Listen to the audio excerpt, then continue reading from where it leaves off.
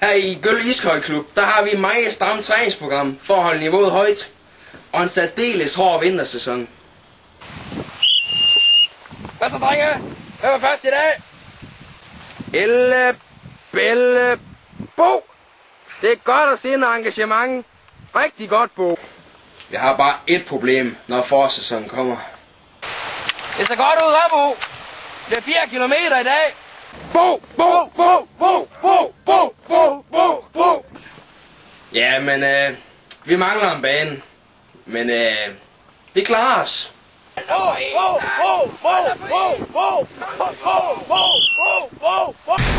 Hjælp lokalsporten til bedre træningsforhold hver gang du tanker.